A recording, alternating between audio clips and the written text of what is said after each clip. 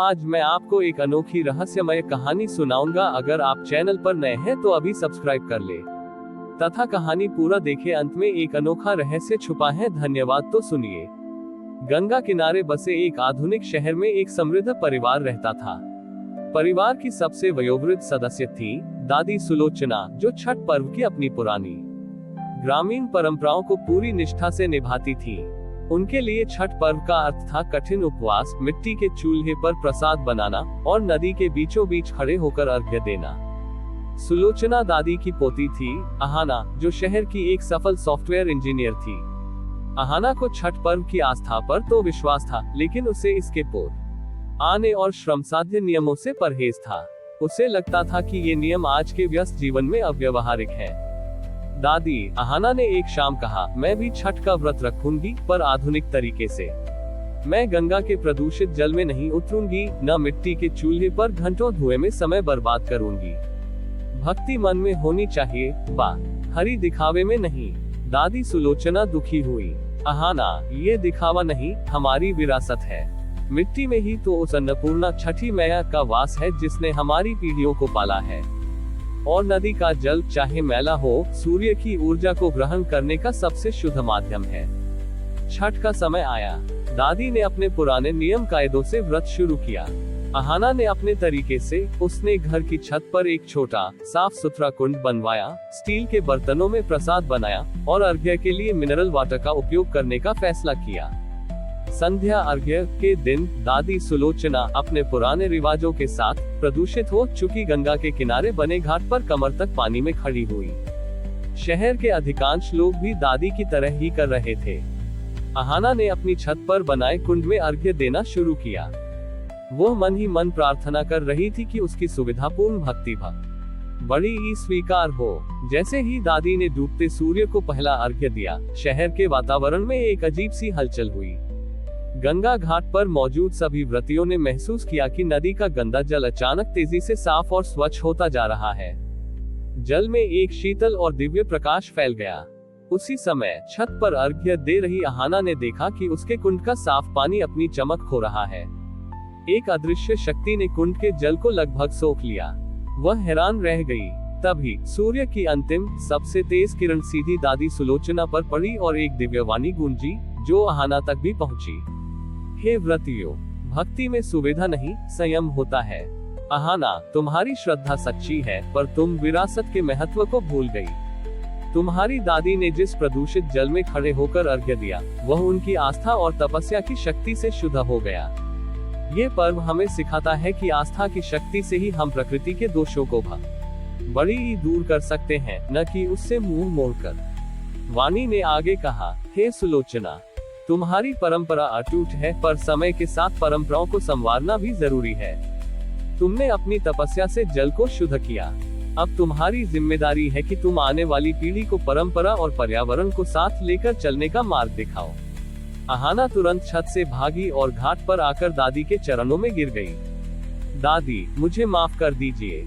मुझे अब समझ आया कि हमारे पूर्वजों ने जिन कठिन नियमों का पालन किया, वे केवल नियम नहीं थे, बल्कि इस प्रकृति को बचाने का पहला संकल्प थे। अगले दिन उगते सूर्य को अर्घ्य देने के बाद दादी और पोती ने मिलकर एक नया संकल्प लिया।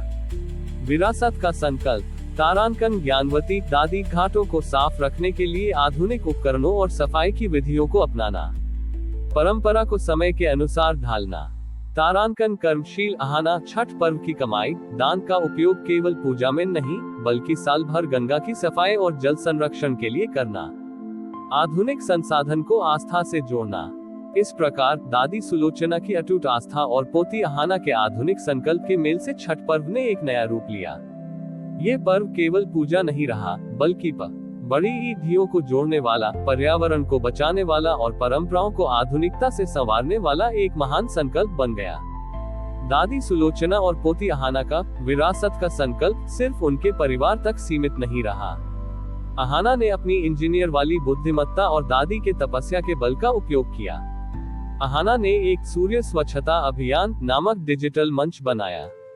उसने इस मंच पर छठ पर्व के वैज्ञानिक और पर्यावरणीय महत्व को सरल भाषा में समझाया। दादी सुलोचना अपनी अटूट आस्था और प्रभावशाली वाणी के साथ वीडियो संदेशों के माध्यम से व्रतियों से आग्रह करती, बेटी हो या बेटा, ये छठ माँ का आदेश है, अपनी पवित्रता से घाट को शुद्ध करो, कूड़ा नहीं। अहाना ने अपने पेशेवर संसाधनों का उपयोग करते हुए एक बायोफिल्ट्रेशन तकनीक विकसित की जो स्थानीय प्राकृतिक सामग्रियों जैसे रेत, बजरी और विशिष्ट पौधों का उपयोग करके नदी के किनारे के जल को शुद्ध कर सकती थी। उसने इस तकनीक को सुलोचना जल शुद्धि पद्धति नाम दिया। अगले वर्ष की छठ तक अहाना और दादी सुलोचना के प्रयासों से यह अभियान पूरे देश के गंगा और अन्य नदी तटों तक फैल चुका था।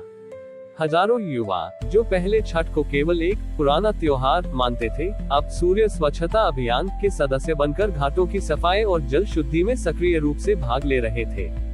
छठ महापर्व फिर आया। इस बार घाटों का दृश्य पूरी तरह बदला हुआ था।